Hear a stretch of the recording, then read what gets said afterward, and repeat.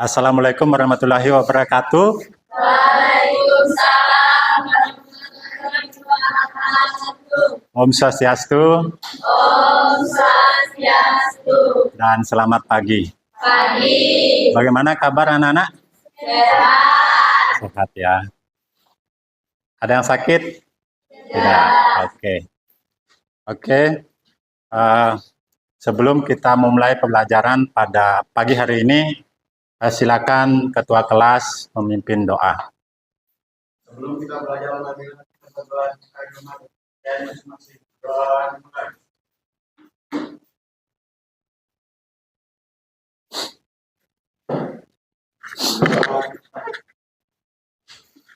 Ya.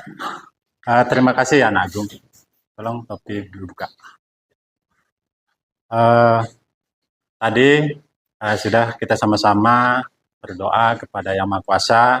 Mudah-mudahan dalam proses pembelajaran ini kita selalu semua diberikan kesehatan, rahmat sehingga kita bisa mengikuti sampai di akhir nanti ya. Ada yang tidak hadir pada kesempatan hari ini? Hadir semua ya, bagus sekali ya.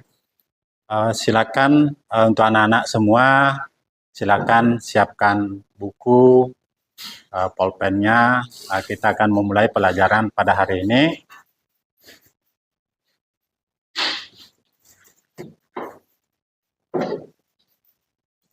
Sudah siap semua ya.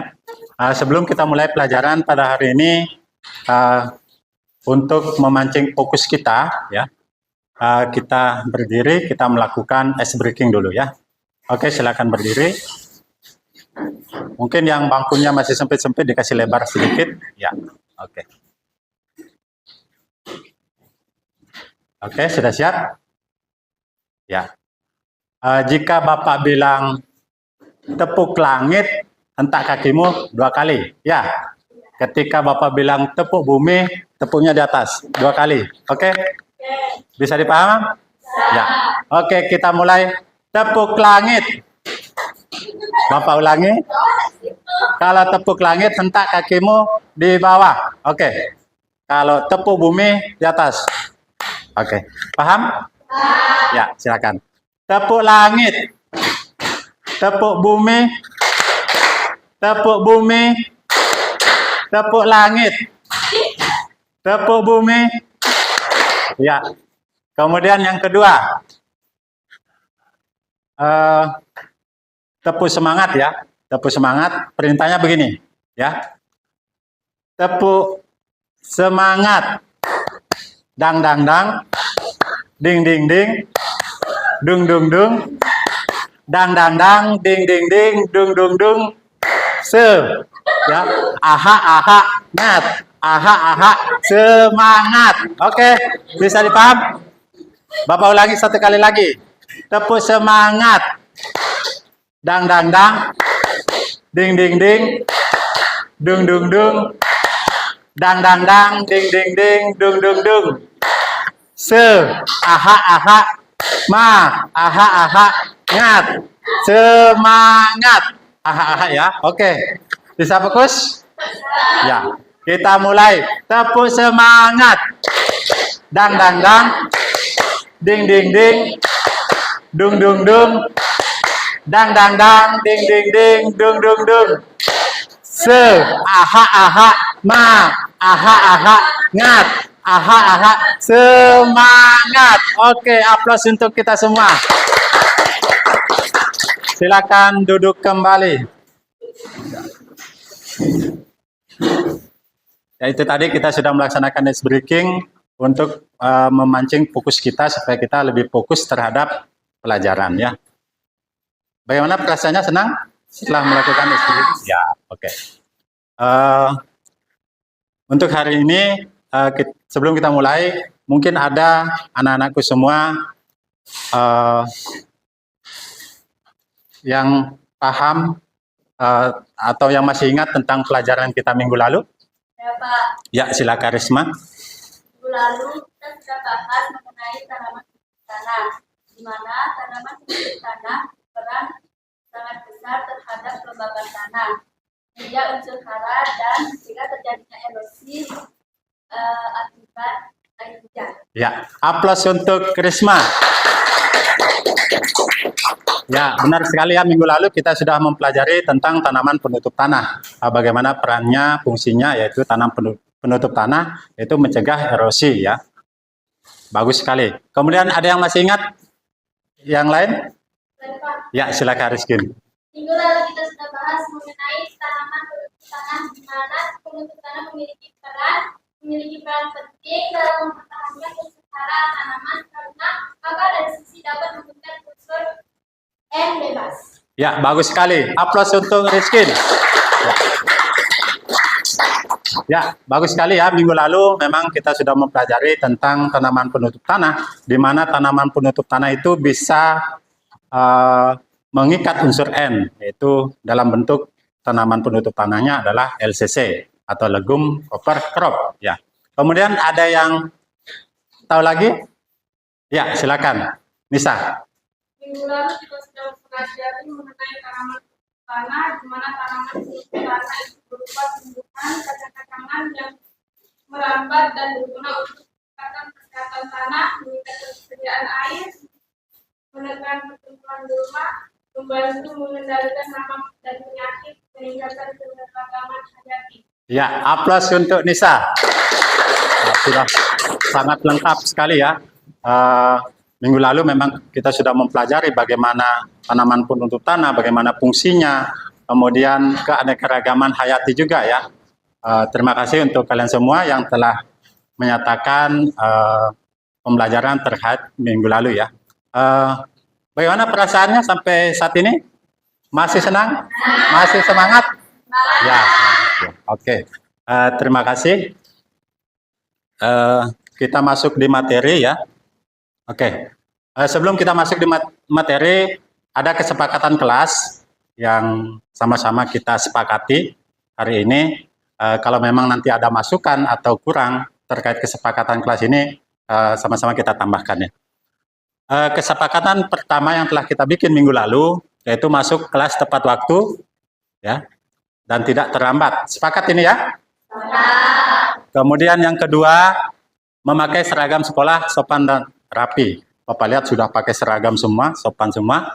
Kemudian selalu menjaga kebersihan kelas dan sekolah dengan membuang sampah pada tempatnya. Jika anak-anak ada sampahnya, itu nanti dikumpul kemudian dibuang di tempat sampah. Sepakatnya ya? Sepakat. Oke. Kemudian yang keempat, tidak berbicara yang tidak perlu selama proses pembelajaran berlangsung ya. Sepakat ya? Sepakat. Kemudian yang kelima, menghargai perbedaan pendapat di kelas. Jika ada temannya yang berbeda pendapat dengan kita harus hargai ya. Oke, sepakat semua ini? Sepakat. Ada yang mau ditambahkan? Tidak? Ya, oke. Baik, tujuan pembelajaran yang kita ingin capai yaitu peserta didik dapat memahami klasifikasi gulma tanaman perkebunan. Kemudian yang kedua, memahami metode pengendalian gulma berdasarkan dengan jenis dan kondisi gulma. Kemudian yang ketiga, peserta didik memahami identifikasi jenis efektivitas herbisida. Itu tujuan pembelajaran yang ingin kita capai ya. Ya, kita masuk di gulma tanaman perkebunan ya. Gulma itu adalah tumbuhan yang tumbuh di sekitar tanaman budidaya dan kemunculannya tidak diinginkan pada lahan pertanian atau perkebunan karena dapat menurunkan hasil produksi pertanian. Itu definisinya gulma. Gulma itu adalah tumbuhan yang tumbuh di sekitar tanaman budidaya, kemudian dia bisa mengganggu produktivitas tanaman budidaya. Produksi artinya hasilnya. Kemudian klasifikasi gulma dibedakan menjadi 3, ya, yaitu berdasarkan morfologi, botani, berdasarkan siklus hidup, serta berdasarkan habitatnya. Ya. Kemudian berdasarkan morfologi dan botani, ini ada jenis gulma apa? Pernah lihat? Ini jenis rumput. Ya, jenis rumput banyak. Di halaman sekolah ini banyak. Di depan-depan sana banyak sekali jenis rumput yang kayak gini ya. Ini namanya rumput golongan grasses ya, namanya grasses, rumput grasses. Kemudian yang ini, model ini, rumput ini pernah lihat? Lihatnya di mana? Di sawah, di rawa banyak ya. Ini namanya rumput apa? Rumput teki, bagus ya. Rumput teki atau sedgis ya. Kemudian yang ketiga ini, pernah lihat rumput ini? Ya. Di mana adanya ini? Di lahan-lahan. Di sini di dekat sekolah kita banyak ini. Ini rumput apa namanya? Berdaun lebar. Ya, gulma berdaun lebar atau broad lepis ya. Oke. Paham sampai sini? Ya, oke. Kita lanjut. Ya. Yang kedua, berdasarkan siklus hidup, gulma itu ada yang gulma semusim ya atau annual weed ya. Ini siklus hidup gulma semusim berdasarkan selama 1 tahun. Dari berkecambah, berproduksi sampai akhirnya dia mati. Ini gulma semusim, dia hidupnya 1 tahun ya, semusim 1 tahun setelah mulai hidup dari berkecambah, kemudian produksi sampai dia mati. Berproduksi ini maksudnya dia menghasilkan biji-biji ya dari bunga, dari biji. Nah, dari biji itulah gulma ini berkembang biak sehingga cepat sekali perkembangbiakannya gulma karena semua biji-bijinya itu nanti ketika dia sudah tua, sudah siap tumbuh, dia akan tumbuh. Nah, itu ya. Nah, ini jenis gulmanya yang semusim. Pernah lihat nggak? Lihatnya di mana? Di rawa-rawa banyak. Ini biasa disebut apa? Gulma apa? Eceng gondok. Bisa juga orang biasa pakai sayur ini ya, bisa. Pernah coba? Bisa dipakai sayur. Ini eceng gondok atau Monocoria vaginalis ya. Ini gulma untuk semusim. Kemudian kita lanjut. Ya.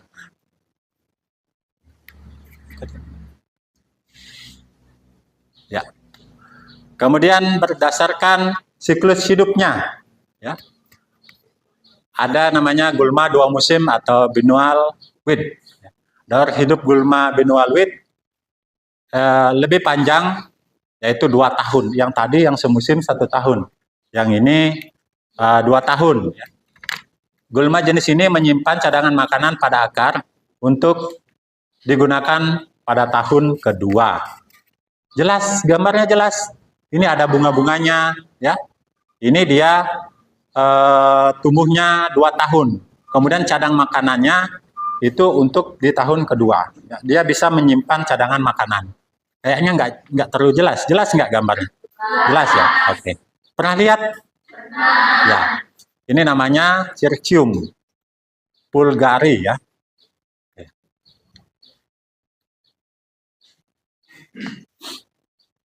Kemudian berdasarkan siklus hidup lagi ini.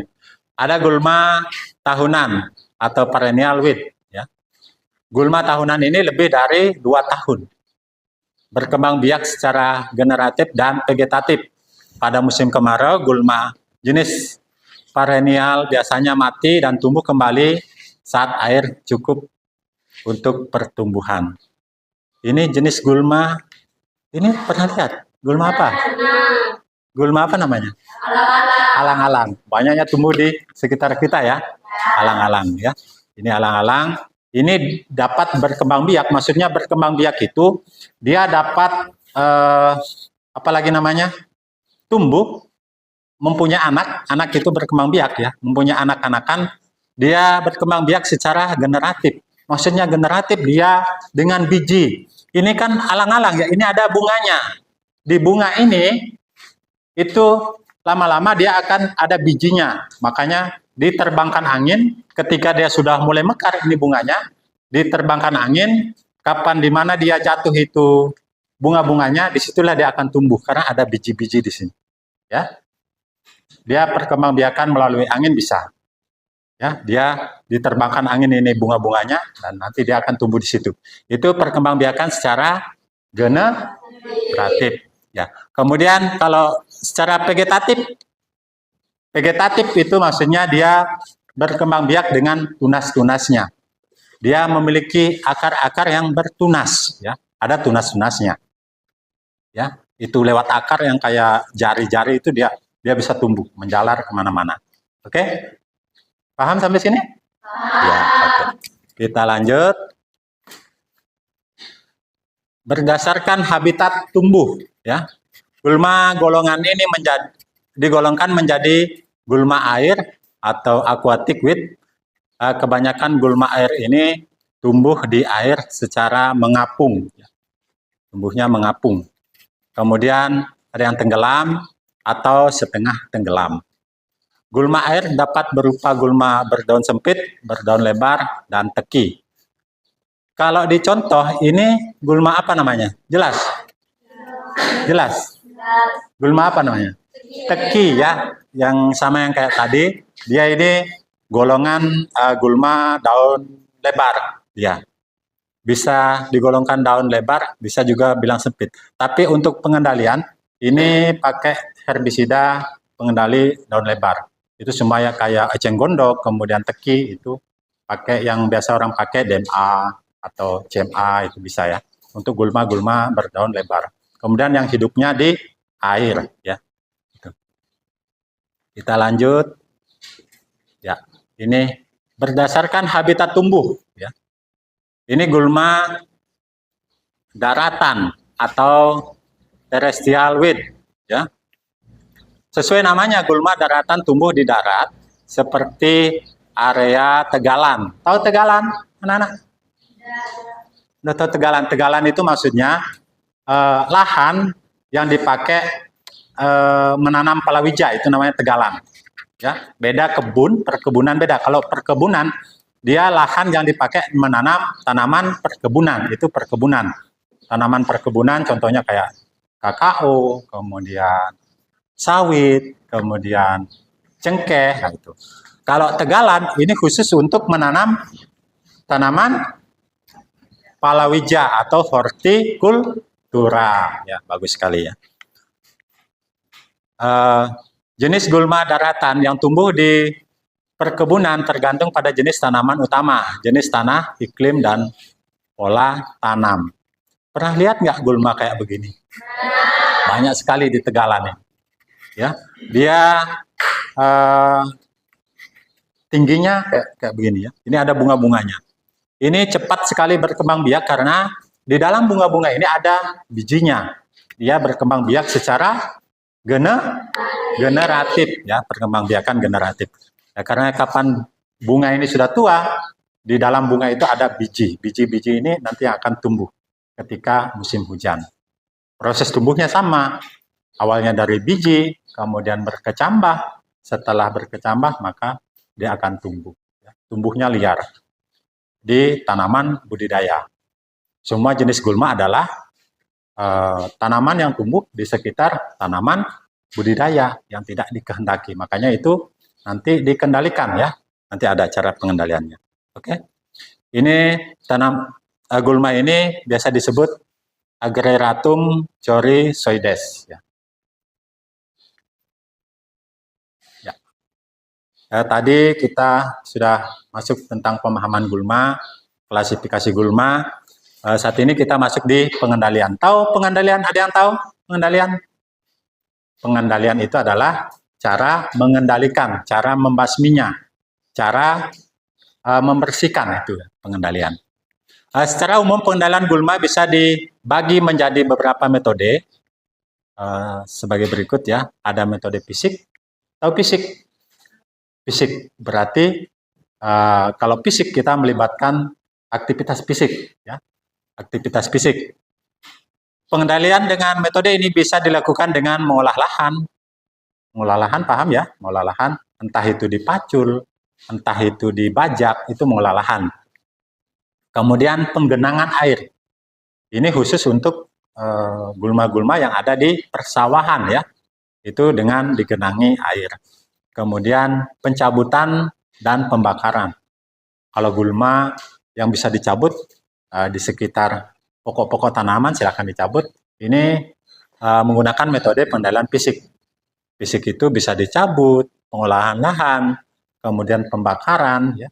Pembakaran untuk gulma-gulma yang lebih banyak, yang kayak pohon-pohon, perdu itu ya. Kalau sudah di tanaman perkebunan, mungkin lebih bagusnya ya dicabut saja, kemudian pengolahan lahan. Ya. Kalau pembakaran itu jangan sampai menimbulkan polusi ya. Polusi, kemudian kebakaran juga tanaman pokok kita gitu. Makanya hati-hati kalau menggunakan pembakaran. Lebih bagus kita cabut saja. Jangan dibakar, karena dibakar efeknya banyak. Bisa kebakaran lahan, ya, bisa menimbulkan polusi. Nah, itu. Sehingga gulma ini menjadi terhambat. Akibat pengendalian ini ya secara fisik, maka tumbuhnya gulma itu akan terhambat karena sudah dicabut, ya, sudah dicabut, tunggu lagi tumbuh kan lama lagi. Kemudian sudah genangi ada gulma-gulma yang memang tidak tahan dengan air, makanya dia akan mati ketika digenangi. Ya, oke. Kemudian pengendalian yang kedua yaitu dengan metode kimia. Ada yang tahu dengan metode kimia? Kimia itu menggunakan bahan-bahan kimia, ya, bagus sekali ya. Menggunakan bahan-bahan kimia, ada memang racunnya yang namanya herbisida. Ini pengendalian menggunakan metode kimia, yaitu memanfaatkan senyawa kimia yang disebut herbisida. Bagus ya. Herbisida yang digunakan dalam hal ini yaitu berupa racun kontak. Racun kontak ini adalah racun yang dapat mengendalikan gulma secara langsung, cepat dia. Hari ini disemprot, sebentar sudah langsung hitam, itu kontak. Tapi kelemahannya dia tidak bisa membunuh sampai di akar. Dia hanya membunuh daunnya, batangnya, ya. Tidak meresap sampai ke akar. Ini kontak. Dia cepat reaksinya, tapi cepat juga tumbuhnya. Ketika hari ini kita semprot pagi, sebentar saja jam 12 sudah hitam, langsung hitam dia, sudah hitam. Kemudian kalau 1 minggu lagi ada hujan, dia tumbuh lagi begitu. Itu kelemahannya kalau racun kontak. Kemudian pengendalian kedua secara kimia itu menggunakan herbisida sistemik. Kalau sistemik ini dia prosesnya agak lama. Misalnya hari ini kita semprot, 3 hari baru kelihatan mulai kuning-kuning, menguning ya. Lama-lama lapuk. Lama-lama lapuk, dia akan mati sampai di akar. Makanya kalau Bapak rekomendasikan kita menggunakan herbisida sistemik saja yang bagus ya. Karena dia akan membunuh sampai di akar-akarnya. Kalau alang-alang itu sampai di akar-akarnya yang merambat itu bisa. Ini keuntungan metode ini adalah lebih cepat dan efektif dalam pengendalian pertumbuhan gulma, namun berisiko menimbulkan efek residu pada tanaman pokok dan lingkungan. Residu maksudnya di sini dia menimbulkan efek samping ya. Residu dia akan mencemari atau bisa menyakiti tanaman utama karena racun ini tadi herbisida ya. Herbisida ini bisa menimbulkan residu terhadap tanaman pokok dan lingkungan. Kalau lingkungan misalnya itu racunnya tidak sengaja kita semprot di air ya, di gulma, misalnya gulma air, kita semprotkan, dia akan apalagi namanya mengganggu lingkungan. Misalnya kalau di air kan ada apa di situ? Ada ikannya, kemudian ada apa lagi di air? Ya, ada kataknya, ada ularnya. Jangan sampai akibat herbisida itu bisa membunuh hewan-hewan yang ada di air. Makanya itu dibilang bisa dia mengganggu lingkungan dan tanaman pokok. Kalau tanaman pokok berarti tanaman utama yang kita pelihara. Ya. Oke. Kemudian pengendalian gulma yang selanjutnya yaitu yang ketiga, metode biologis. Berarti kalau biologis, sudah ingat kalau bio berarti hidup. Berarti kita menggunakan pengendalian secara menggunakan makhluk hidup atau organisme, ya. Dalam hal ini yang bisa dipakai, yang dimanfaatkan adalah organisme ikan. Ikan ini bisa dipakai untuk mengendalikan gulma yang ada di air. Misalnya yang kayak tadi, eceng gondok, kemudian kangkung. Kan ada kangkung yang merambat, itu yang tidak dikehendaki ya. Ketika dia tanaman yang sudah merambat, mengganggu tanaman budidaya, kemudian dia tumbuhnya tidak dikehendaki, berarti itu namanya gulma, sekalipun dia jenisnya kangkung. Kan ada itu kangkung-kangkung yang liar ya. Itu bisa dikendalikan dengan metode biologis ya, dengan menggunakan ikan, bebek. Bebek ini kan suka nggak makan kangkung? Suka nggak makan eceng gondok bebek? Suka ya. Nah, itu semua hewan-hewan yang tumbuh di air, ini gulmanya bisa dimakan ya. Kemudian ternak, kalau di ternak, sapi makan apa? Rumput ya. Berarti gulma rumput itu yang tumbuh bisa dikasih makan sapi. Caranya bagaimana? Caranya disabitkan supaya tidak merusak tanaman pokoknya. Kalau diikat di situ sapinya langsung, ya tanaman pokoknya rusak tuh. Makanya disabitkan, dikasih makan sapi, kerbau atau kambing atau ayam. Ya.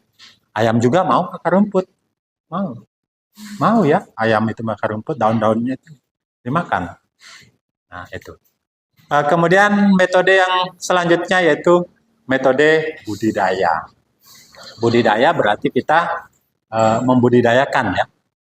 Ini lebih dikenal dengan nama pengendalian ekologis ya. Ekologis dan dilakukan dengan memperhatikan prinsip pengolahan lingkungan ekologi tumbuh tanaman. Metode ini dianggap lebih menguntungkan, contohnya pada tanaman padi yang melakukan metode pergiliran tanaman. Ini tanaman budidaya. Kita melakukan pengendalian gulma dengan metode budidaya.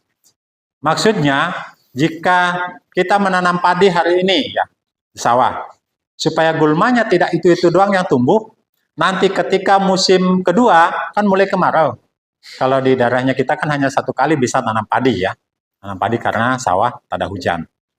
Itu ketika mulai kemarau kita nanam lagi kacang hijau kah, jagung kah, supaya ada pergiliran tanaman, supaya gulmanya nggak tumbuh itu saja gulma yang tumbuh. Ya, kalau kita melakukan pergiliran tanaman, otomatis gulmanya nanti lain yang tumbuh, bukan itu lagi. Nah, gitu ya. Ini metode ini sangat bagus ya dan efektif. Kemudian dia sangat menguntungkan karena kalau misalnya habis kita menanam padi, kita nanam kacang hijau itu akarnya bisa mengikat unsur N. Dia akan masuk jenis kacang-kacangan ya. Semua jenis kacang-kacangan itu bisa mengikat unsur N. Unsur N itu sangat dibutuhkan oleh tanaman. Karena unsur N dapat menyuburkan tanah ya. Tanah, kalau tanahnya subur otomatis nutrisi atau unsur hara yang ada di dalam tanah itu akan lebih banyak terserap oleh tanaman budidaya. Ya. Sampai di sini dipahami ya? Oke. Bapak lanjut lagi. Kemudian pengendalian gulma yang selanjutnya ya. Yang selanjutnya yaitu budidaya tanaman ya. Metode ini diterapkan dengan cara memanfaatkan varietas adaptif, pengaturan jarak tanam, pengaturan pemupukan, dan pengaturan waktu tanam. Ini pengendalian secara budidaya tanaman. Ya. Dengan kita memanfaatkan varietas adaptif, kemudian pengaturan jarak tanam. Ya. Pengaturan jarak tanam maksudnya semakin rapat kita nanam, otomatis gulma itu, kayak padi misalnya contohnya. Kita menanam padi kan rapat dia. Semakin rapat kita menanam padi, otomatis gulma itu peluang tumbuhnya akan lebih susah dia karena sinar matahari dia nggak dapat. Gitu ya. Karena semua jenis tanaman itu sangat membutuhkan sinar matahari untuk proses fotosintesis. Ya, bagus sekali ya.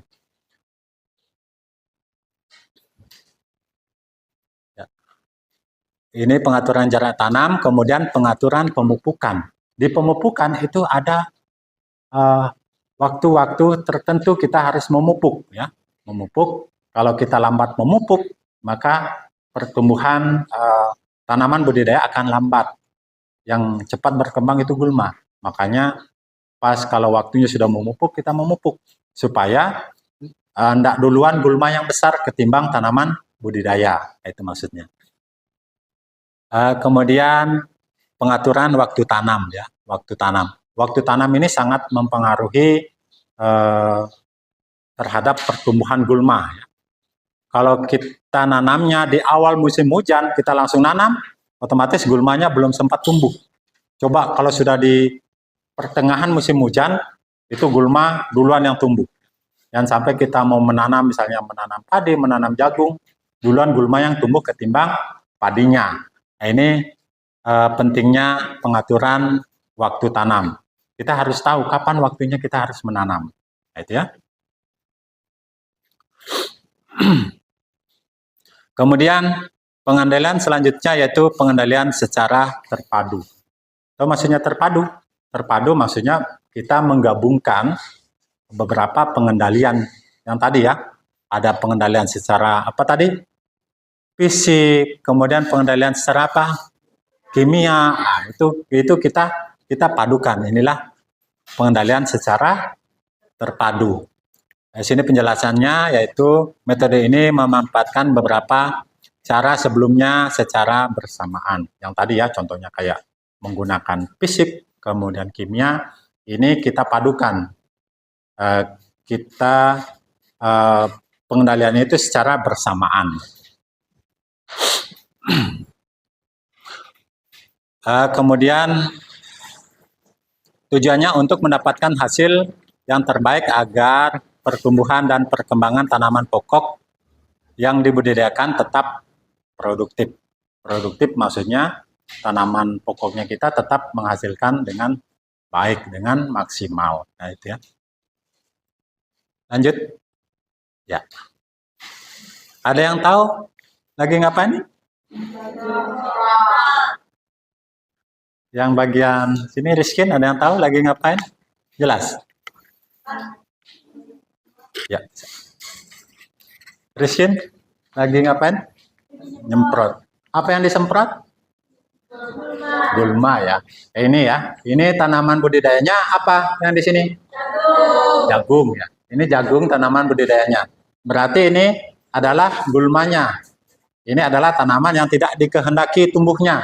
Makanya dia disebut dengan gulma. Ini disemprot menggunakan herbisida. Ya. Ini alat-alat yang digunakan. Yang pertama ya, ini alatnya. Nah ini ya.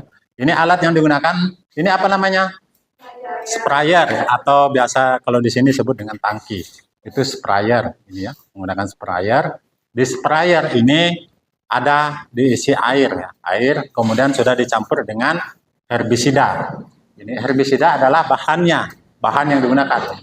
Ini herbisidanya, ini kemudian alatnya ember. Ember ini adalah fungsinya untuk mengambil air. Kemudian ada takaran dosisnya di sini di penutup herbisida ya. Biasanya untuk gulma-gulma macam ini dosis yang dipakai itu 150 cc sampai 200 cc ya, untuk pengendalian gulma. Ini herbisida yang dipakai itu 150 cc. Ini sudah lapuk kalau dipakai menyemprot ya. Setelah disemprot, tergantung juga herbisida yang digunakan. Kalau dia menggunakan herbisida kontak, berarti dia misalnya pagi disemprot, berarti siang sudah hitam, sudah mulai hitam karena dia cepat kontaknya, reaksinya cepat ya. Nah itu kalau pakai herbisida kontak. Kalau ini Bapak lihat dia pakai herbisida kontak. Ini kalau tidak salah Gromoson namanya. Ini herbisida kontak.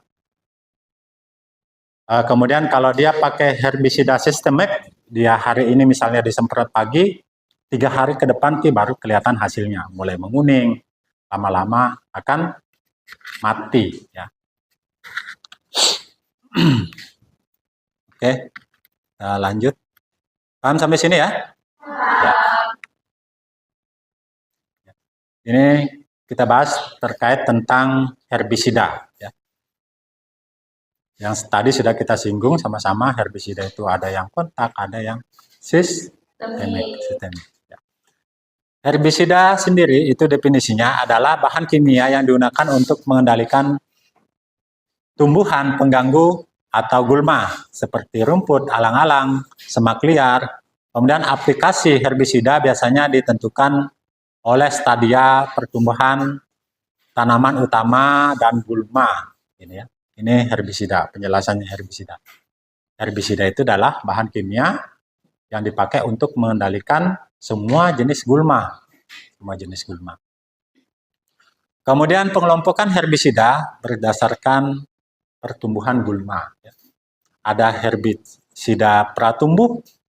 Pratumbuh maksudnya dia pas mulai tumbuh-tumbuhnya. Itu ada herbisidanya. Herbisida ini diaplikasikan pada tanah sebelum gulma itu tumbuh ya. Namanya gulma, di awal itu kan ada biji-bijinya ya. Biji-biji ketika dia sudah tua itu kan merontok gulma itu. Sebelum ini tumbuh, maka disemprotkanlah dengan herbisida pratumbuh ya. Ini pratumbuh. Ini untuk membunuh biji-biji gulma yang belum sempat tumbuh. Semua herbisida pratumbuh adalah soil acting ya, herbicide atau herbisida yang diaplikasikan ke tanah yang bersifat sistemik. Ya. Contohnya herbisida ini yaitu dairon, bromacil, oxadiazon, oxyflupren ya, ametrin, botakrol, dan metil metsulfuron. Ini adalah contoh herbisida. Herbisida apa? Pratumbuh ya. Ya.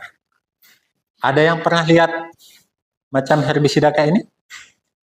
Yang dijual di pasar banyak ya.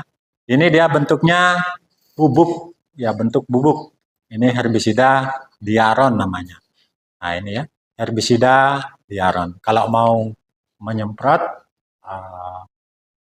atau mengendalikan gulma itu pakai herbisida. Ini untuk pratumbuh yang tadi ya. Ini contohnya diaron. Oke?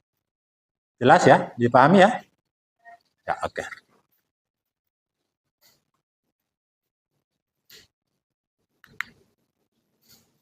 Ya. Ini tadi kita sudah pelajari tentang herbisida pratumbuh.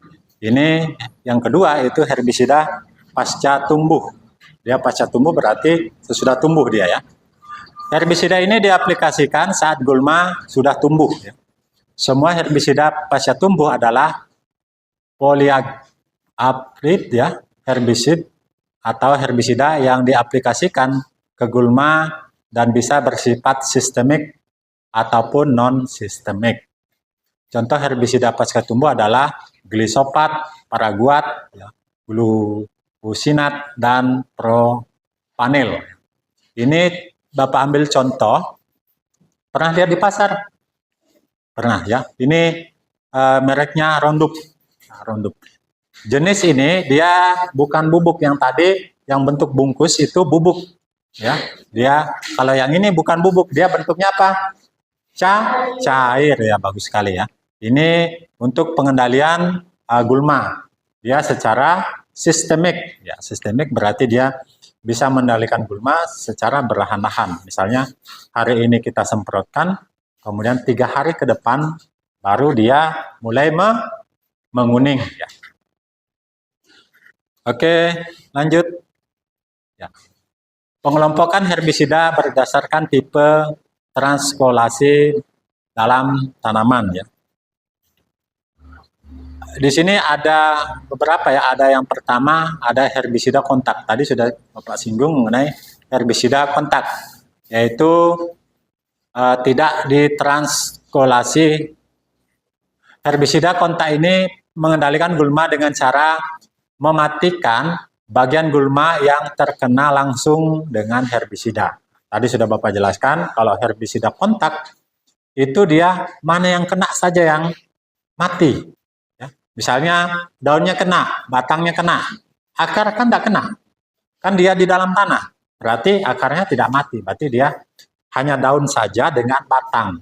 Nanti ketika hujan, ini kelemahannya kalau herbisida kontak, ketika hujan dia akan cepat tumbuh kembali karena dia tidak bisa membunuh sampai di akar. Ya.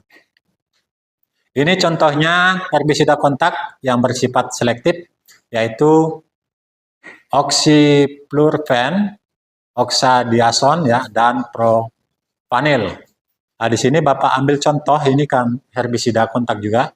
Ini Noxon ya. Pernah beli Noxon, Bapak? Pernah. Biasa ini untuk di tanaman perkebunan, untuk mengendalikan gulma-gulma yang ada di bawahnya. Ini bagus untuk herbisida kontak ini, untuk pengendalian gulma yang di bawah kebun sawit misalnya ya. Yang di bawah kebun sawit yang ternaungi, dia akan cepat mati. Ini pakai ini ya, gulma ini. Ya. Ini Noxon namanya. Oke. Kemudian herbisida yang kedua yaitu herbisida sistemik di transkolasi. Herbisida sistemik dapat mematikan gulma melalui transkolasi racun dan seluruh bagian-bagian gulma. Ya. Sistemik, tadi juga sudah Bapak jelaskan, dia membunuh semua ya, semua yang kena, mulai dari daunnya, batangnya, sampai di akar. Sehingga ini sangat bagus ya, untuk membunuh seluruhnya, karena dia lama matinya. Lama mati, kemudian lama tumbuh. Ya. Matinya itu dia memang jangka waktu 3 hari, mulai menguning. Beda dengan kontak. Kalau kontak hari ini kita semprot, sebentar saja siang itu sudah mulai kuning, mulai hitam. Ya. Kalau sistemik, dia hari ini kita semprot, kemudian 3 hari ke depan baru ada reaksinya. Ini kontak. Cuman bagusnya dia, kalau sistemik ya, sistemik ini dia bisa membunuh sampai di akar. Nah, itu. Paham ya sampai sini? Nah, ini namanya Roundup. Roundup ini bentuknya dia cair. Ya. Kalau semua bentuk botolan begini, yang botolan berarti dia herbisida cair. Ya.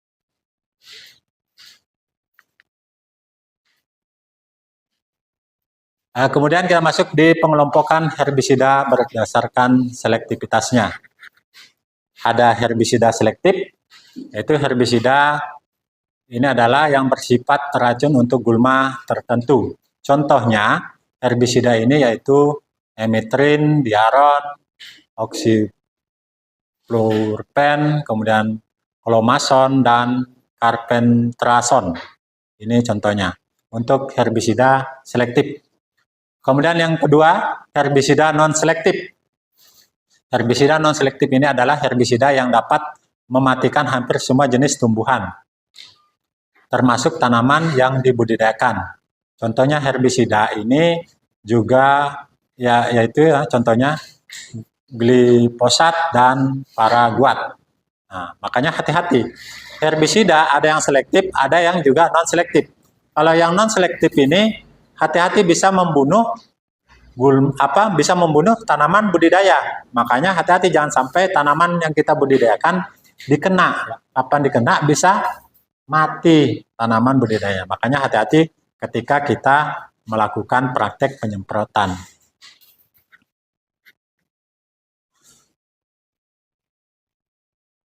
Ya.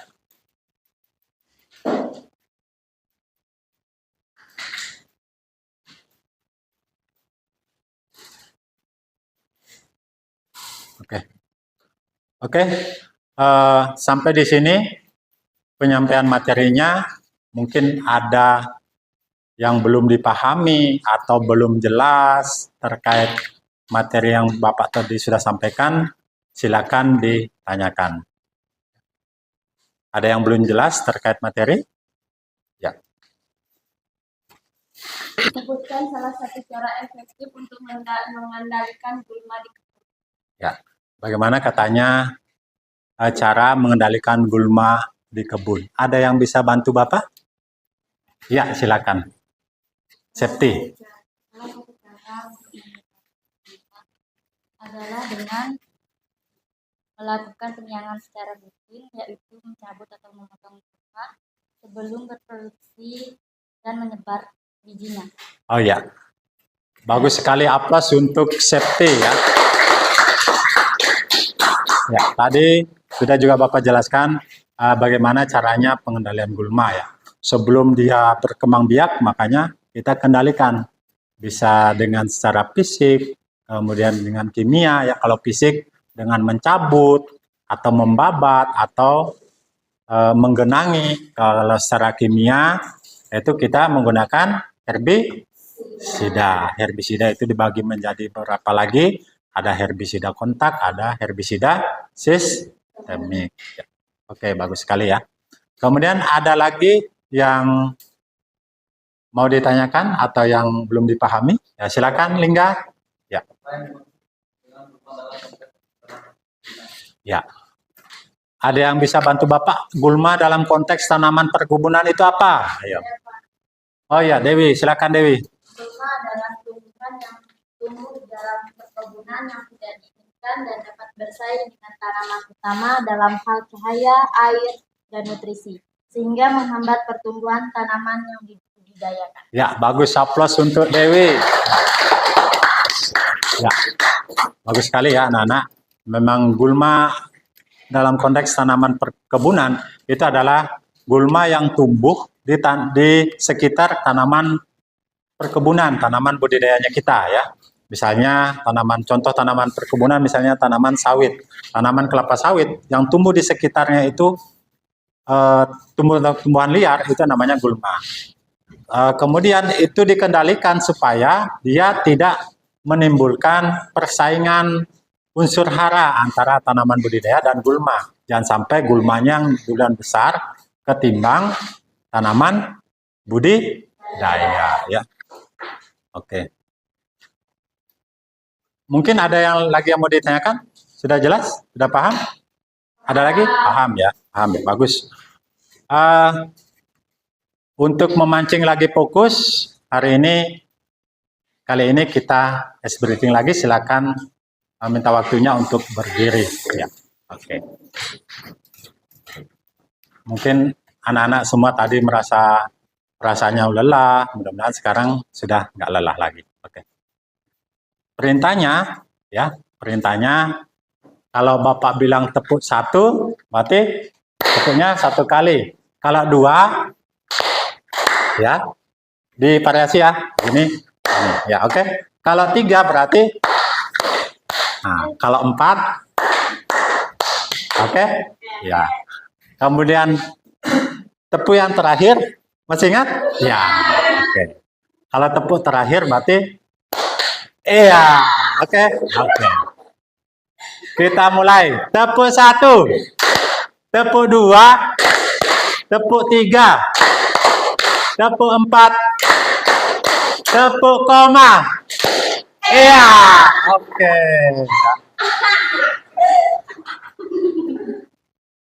Silakan aplaus untuk kita semua. Ada satu lagi ya, satu lagi.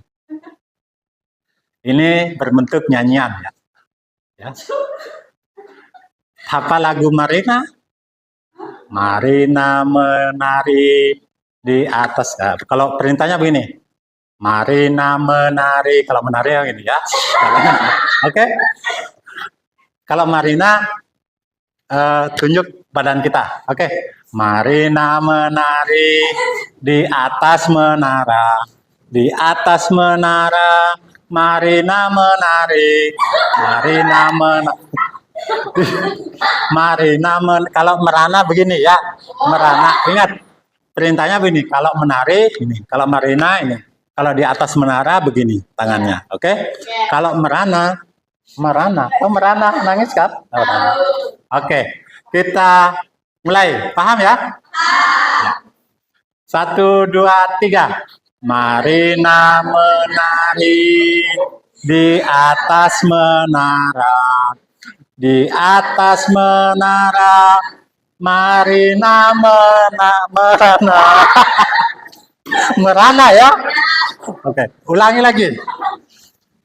Marina menari, menari ya, di atas menara, di atas merana, Marina merana, Marina menari, di bawah, di bawah menara, di bawah menara, Marina menari. Ya, oke, aplaus untuk kita semua.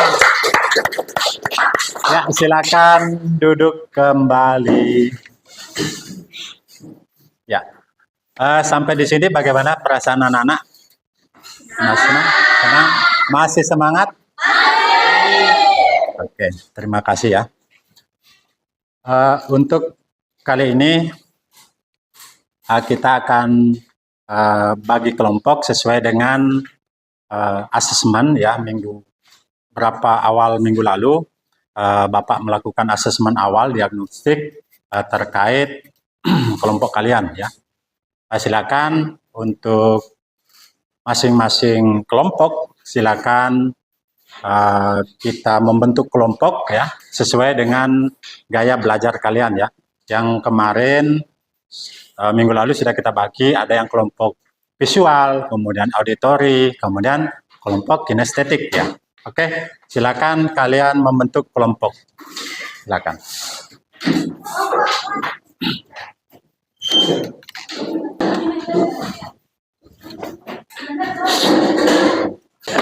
Oke, kelompoknya sudah terbentuk ya. Kelompok visual yang mana? Kelompok visual? Ya, silakan. Silakan duduk, ambil tempat duduknya. Kelompok auditori yang mana? Kelompok auditori? Ya. Kelompok kinestetik? Ya, oke. Terima kasih kalian sudah membentuk kelompok. Ya. Silakan yang sudah terbentuk kelompoknya, silakan duduk kembali di kelompoknya masing-masing. Ya. Sudah ya? Ya. Nah, ini Bapak bagikan LKPD ya, silakan kalian kerjakan sesuai LKPD-nya, kalian diskusikan sama teman ya, semua ya, didiskusi. Nanti di lembar kerja ini ada pertanyaan, kalian didiskusikan, kemudian jawab ya, bisa ya, paham ya? Paham? Ya, silakan. Ini kelompok visual ya, auditori dan kinestetik. Silakan di LKPD-nya pertanyaan yang ada di sana silakan nanti didiskusikan. Kemudian kalau ada pendapatnya, temannya, pengalaman terkait pembelajaran itu yang kamu jelaskan, kamu tulis sesuai dengan ide-idemu ya, sesuai dengan ide-idemu. Kemudian semua kelompok setelah ini ya, setelah ini nanti akan mempresentasikan hasil diskusi kelompoknya. Oke, bisa dipahami ya? Ya, silakan dikerjakan.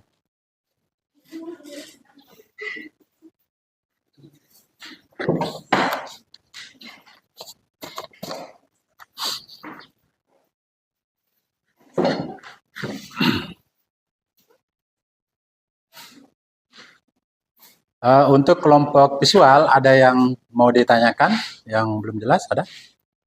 Ya. Kelas 11.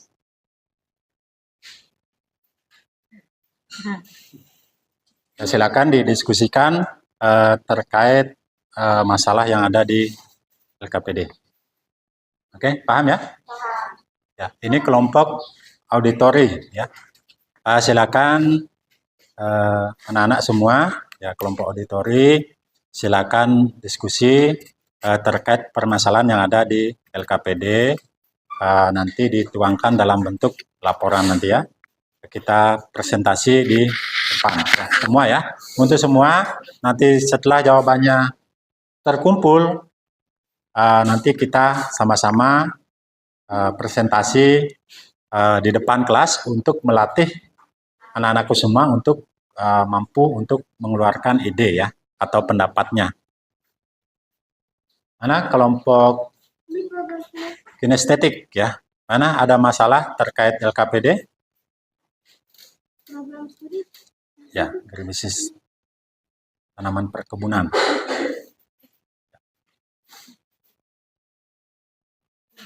Silakan nanti didiskusikan terkait persoalan atau permasalahan yang ada di LKPD. Setelah kalian diskusikan, membuat kayak model laporan hasil diskusinya nanti dipresentasikan di depan kelas. Oke, paham ya? Ya, silakan. Silakan ya, untuk semua, silakan diskusi. Jangan malu-malu, silakan keluarkan pendapat kalian ya, nanti digabung, dirangkum jadi satu.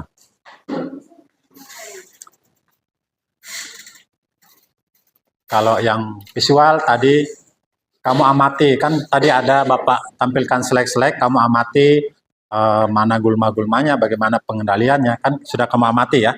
Kemudian kalau auditori, tentunya kamu sudah dengar, kalian sudah dengar semua ya, apa yang tadi Bapak jelaskan mengenai gulmanya, klasifikasi gulma, kemudian pengendalian gulmanya bagaimana, ya. Sudah dipahami ya, silakan nanti dituangkan jawabannya di LKPD. Kemudian kinestetik, dari penjelasan Bapak tadi, kan ada contoh-contohnya di situ ya. Tadi ada gulma airnya, contohnya kayak apa. Kamu bisa lihat sendiri ya di dunia nyatanya. Kamu bandingkan dengan yang Bapak tampilkan di slide tadi. Misalnya gulma air, oh ini namanya gulma air.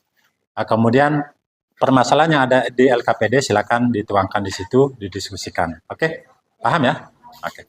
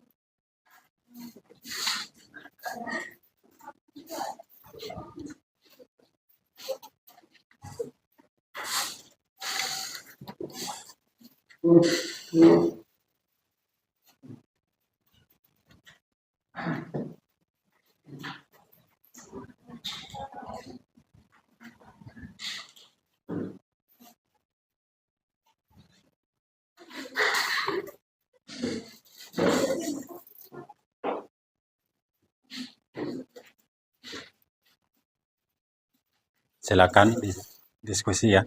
Ya. Diskusi. Kalau memang ada ide-ide silakan tulis saja. Tulis Agung ya. Agung. Ya. Silakan diskusi terkait permasalahan di LKPD. Kalau ada pendapat-pendapatnya silakan dituang di sana ya.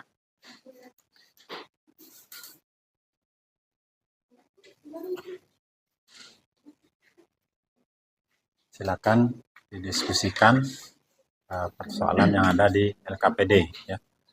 Kalau ada ide-idenya, gagasan atau pendapatnya, silakan dituang nanti, ditulis saja di sana ya, sesuai pendapat kamu. Oke?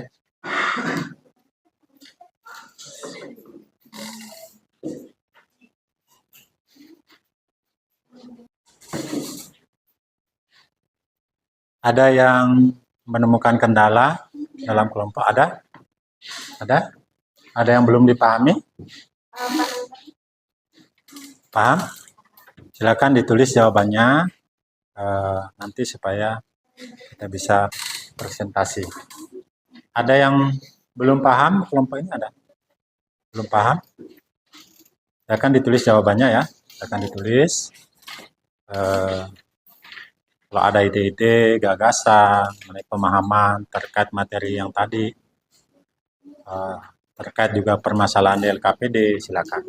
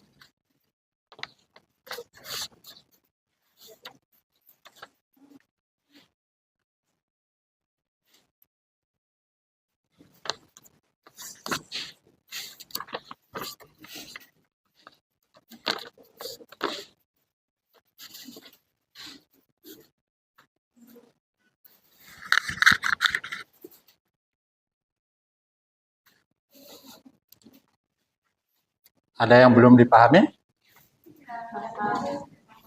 Ini kelompok paham. Kelompok di sini paham? Kinestetik.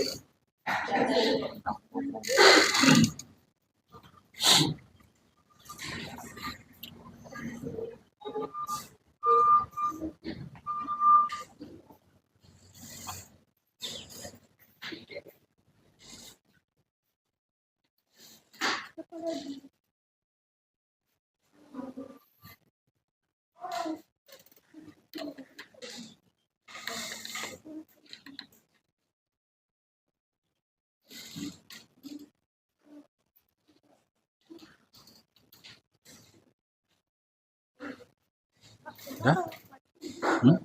Ya, sama. Nanti sama maju. Ana sudah selesai? Kelompok visual sudah? Oh, sedikit. Ya, silakan. Kelompok auditori selesai? Selesai jawabannya? Oh, sedikit. Ya. Silakan lanjut.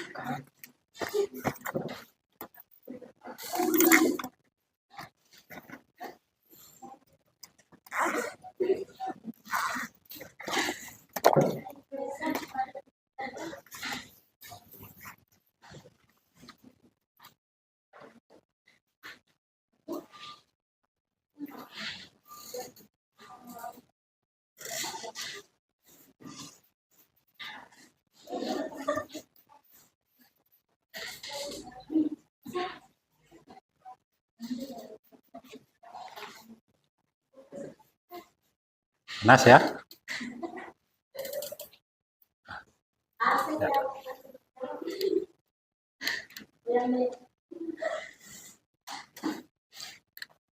Ya mohon dimaklumi karena ini musim kemarau jadi suasananya agak gerah.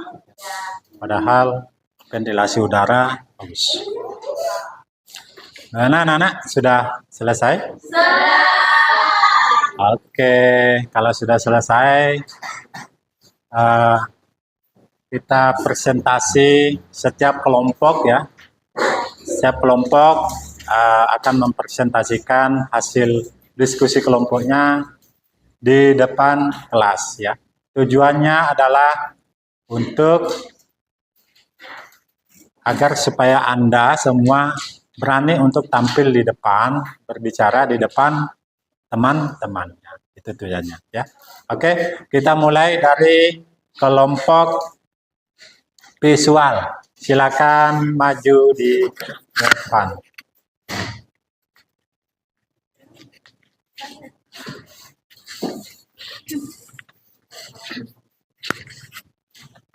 Mana enggak? Ada juga.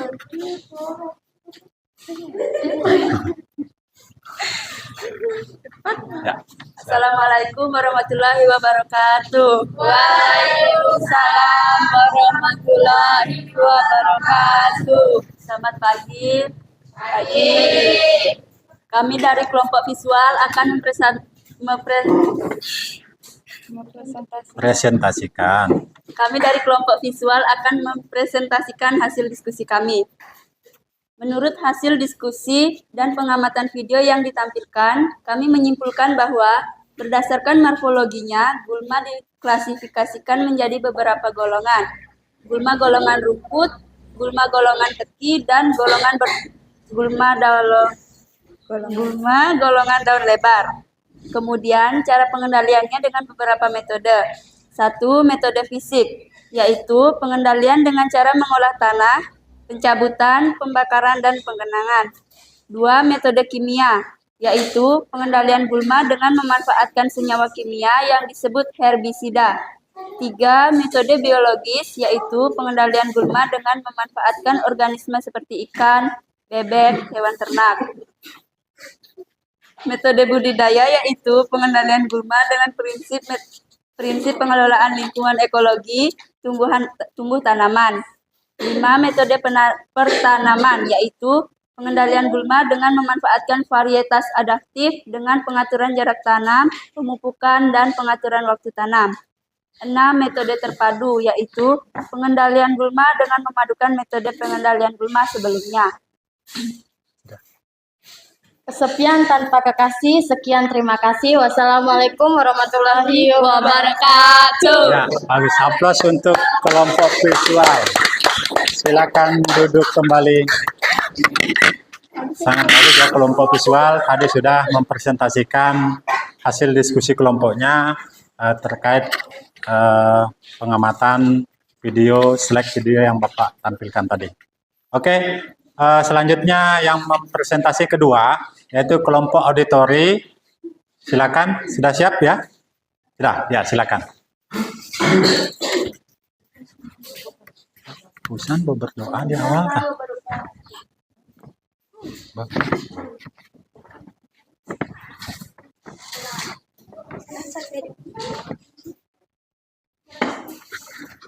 Assalamualaikum warahmatullahi wabarakatuh. Waalaikumsalam warahmatullahi wabarakatuh. Om Swastiastu. Kami dari kelompok auditori akan mempresentasikan hasil diskusi dari kelompok kami. Menurut dari hasil diskusi dan pendengaran kelompok kami, bahwa gulma tanaman itu dibedakan menjadi 3 golongan, di antaranya golongan rumput, golongan teki, dan golongan berdaun lebar. Dan cara pengendaliannya dengan cara 1. Fisik, yaitu pengendalian gulma dengan cara mencabut, membatan, dan membakar gulma. 2. Kimia, yaitu pengendalian gulma dengan menggunakan zat kimia yang disebut herbisida, di mana cara penggunaannya ditabur atau disemprotkan. 3. Cara biologi, yaitu pengendalian gulma dengan memanfaatkan hewan ternak, seperti sapi dan bebek. Sekian presentasi dari kelompok kami, lebih dan kurangnya mohon dimaafkan. Wassalamualaikum warahmatullahi wabarakatuh.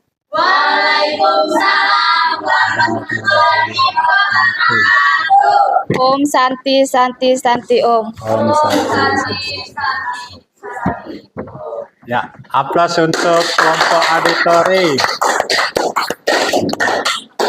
Ya, sangat bagus ya hasil pendengaran dari kelompok auditori. Tadi sudah dijelaskan mengenai gulma itu ya dan cara pengendaliannya. Kemudian presentasi selanjutnya dibawakan oleh kelompok kinestetik. Silakan kelompok kinestetik maju di depan.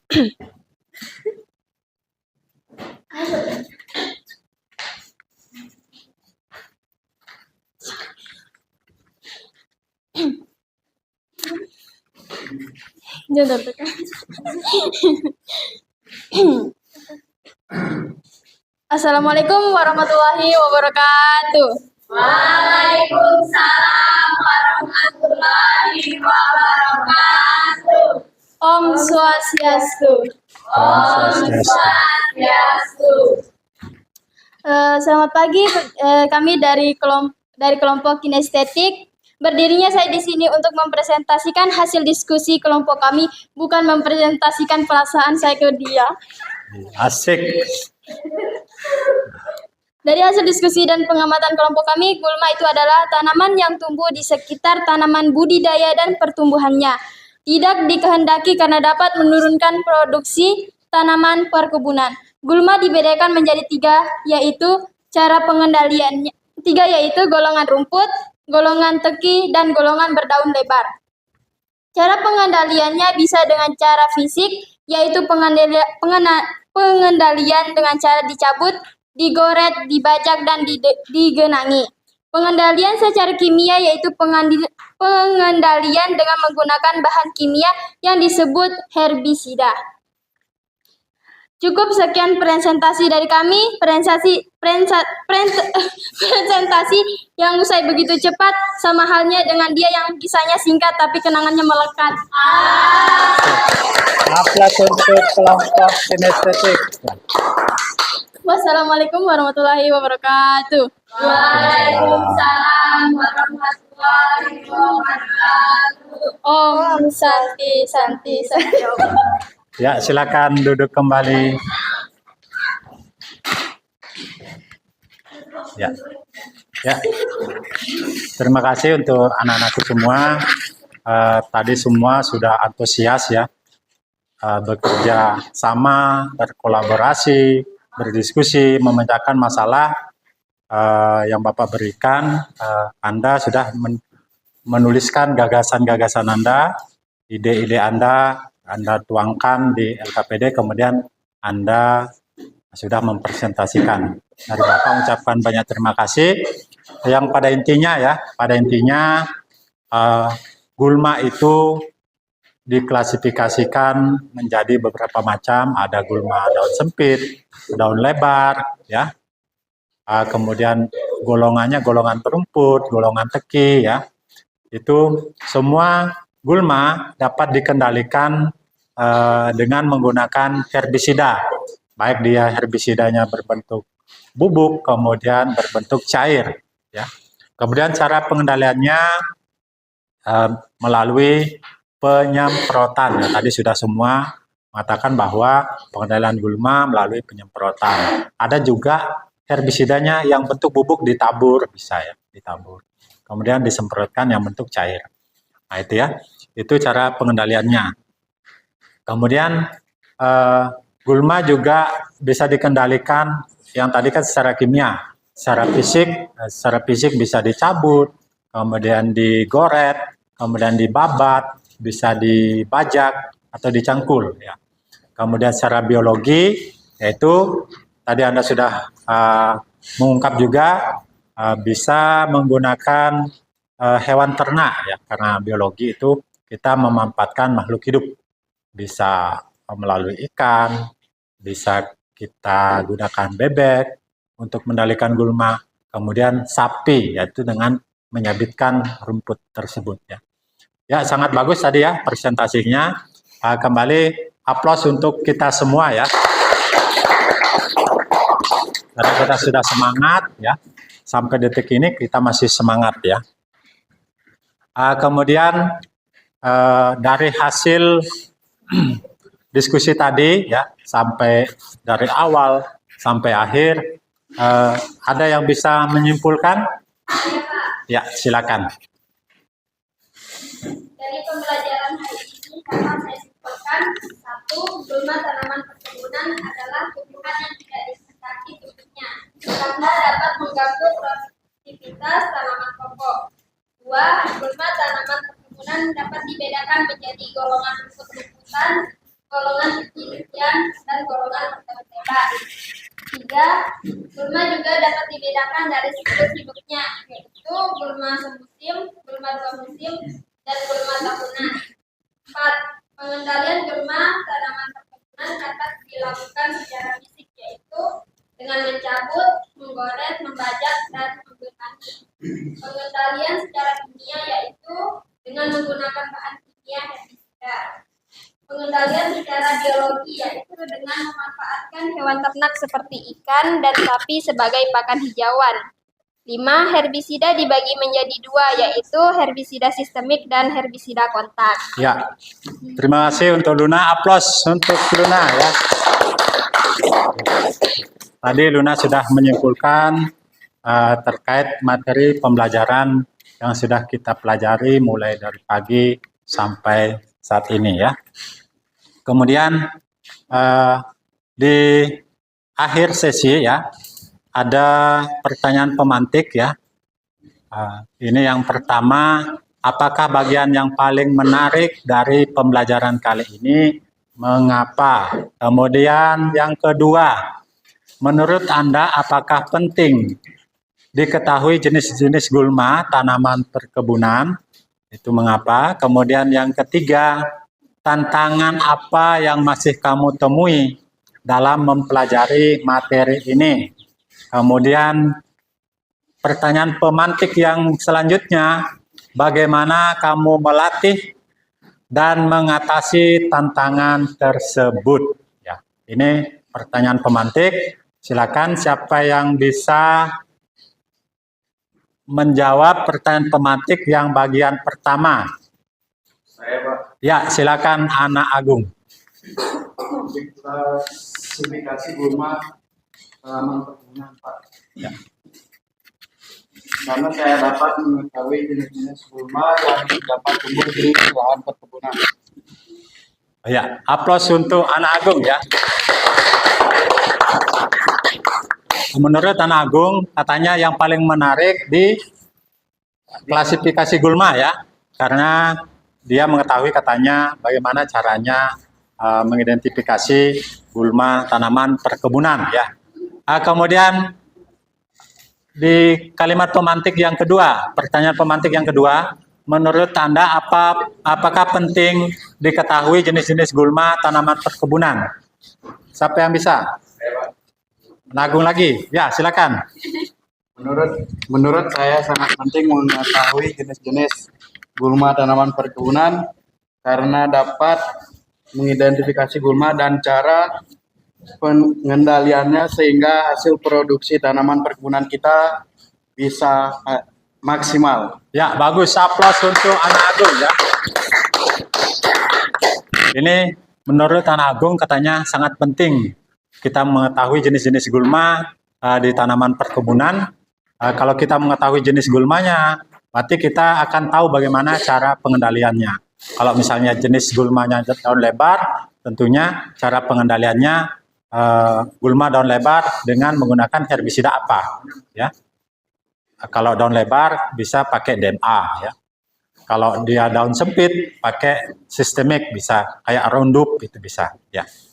Kemudian masuk di pertanyaan pemantik yang ketiga, tantangan apa yang masih kamu temui dalam mempelajari modul ini?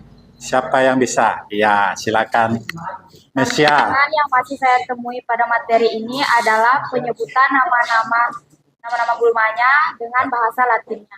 Oh ya, katanya Mesia tantangannya itu dalam mempelajari materi ini nama-nama gulma ya, akan tadi banyak ada bahasa Latinnya ya, bahasa Latinnya. Memang kalau kita nggak berlatih terus mengucapkan bahasa-bahasa Latin itu akan susah ya. Ya untuk itu kepada Mesia silakan nanti di rumah, kepada kita semua juga kalau sudah pulang nanti dipelajari kembali bahasa-bahasa Latin itu supaya nanti tidak kesulitan ya, tidak menjadi tantangan.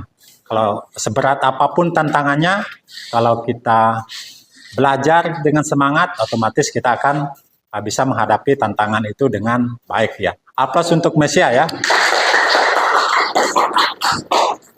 Kemudian di pertanyaan pemantik yang keempat, bagaimana kamu berlatih untuk mengatasi tantangan tersebut?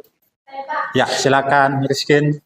untuk mengatasi tantangan tadi, saya sudah selalu belajar dan berlatih dalam penyebutan nama Latin gulma tanaman perkebunan tersebut. Ya, aplaus untuk Rizkin. Ya, memang benar ya. Kalau kita mau menghadapi tantangan, kita harus selalu belajar, selalu berlatih ya.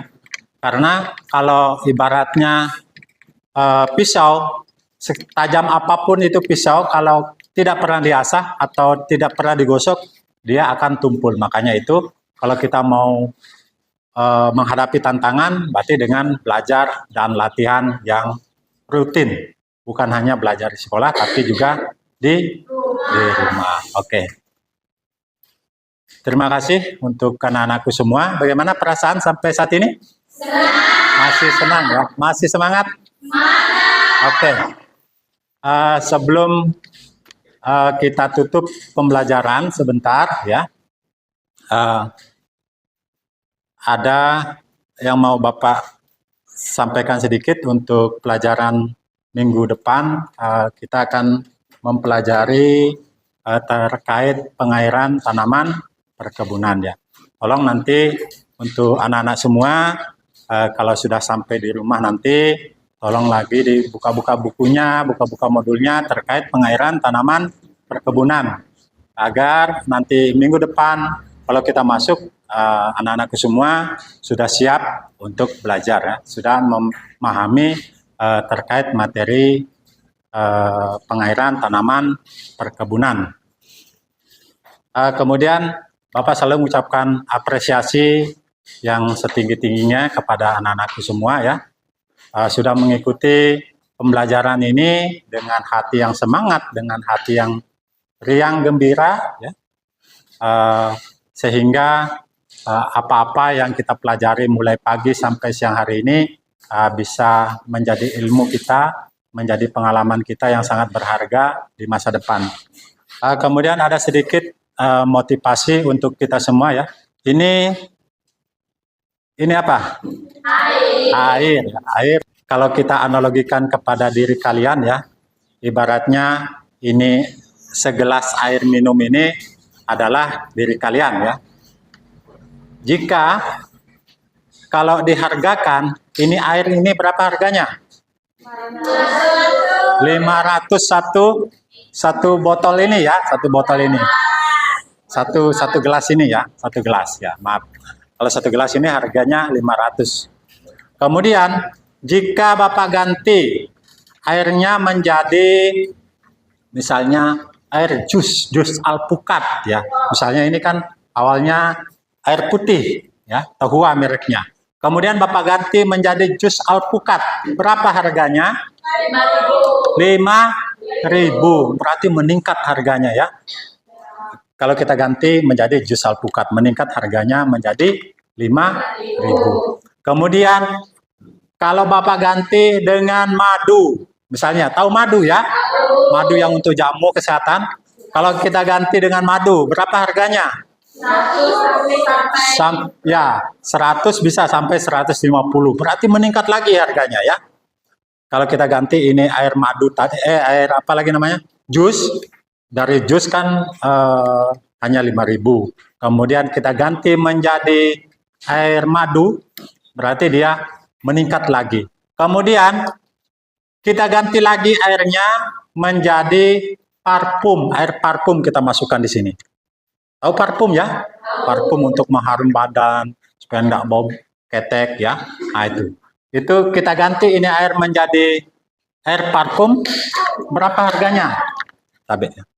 Berapa harganya?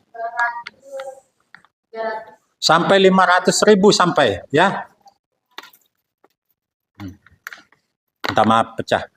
Ini ya, kalau kita ganti jadi air parfum di dalamnya ini sampai harganya 500.000 karena mahal itu parfum ya. Sedikit saja itu yang kecil itu sudah main 200, 250 apalagi penuh ini ya. Nah itu. Kemudian seandainya Bapak ganti dengan air comberan berapa harganya? Nggak laku ya. Nggak laku. Ya itulah kalau kita pakai air comberan berarti tidak ada yang mau karena bau busuk ya. Ya, sudah jelek nih bau ya. Kemudian kotor. Nah, itu. Nah, untuk itu anak-anakku semua, makanya isilah pikiranmu, isilah hatimu dengan hal-hal yang berguna ya. Karena dari air putih itu kan sangat berguna untuk kesehatan. Kemudian diganti dengan jus, orang akan lebih berminat ya. Kemudian diganti dengan madu, lebih berminat lagi, lebih naik lagi harganya. Kemudian diganti dengan parfum, lebih mahal lagi. Ya untuk itu, jika Anda ingin berguna, ingin mahal harganya, maka isilah pikiran dan hati dengan hal-hal yang positif yang bisa membuat orang senang. Ya. Jangan isi pikiran dan hati kalian dengan hal-hal yang negatif. Isi yang bagus-bagus, belajar dengan baik, karena kita sebagai siswa ya dituntut untuk belajar sehingga dapat melanjutkan pembangunan bangsa kita ini ya. Mungkin itu bisa dipahami ya, sedikit motivasi dari Bapak. Mungkin cukup sekian pertemuan kita pada siang hari ini ya. Kurang lebihnya mohon maaf apa yang Bapak sampaikan atau ada kesalahan ya dari awal sampai akhir. Kemudian Bapak tak lupa juga lagi mengucapkan banyak terima kasih karena kepada anak-anak semua atas partisipasi aktifnya. Mudah-mudahan apa yang kita pelajari hari ini dapat bermanfaat untuk kedepannya ya. Mungkin sebelum Bapak tutup, silakan anak Agung atau kelas ya pimpin doa untuk menutup kegiatan hari ini. Silakan anak. Sebelum kita istirahat, kita berdoa sesuai kemarin. Saya masing-masing berdoa.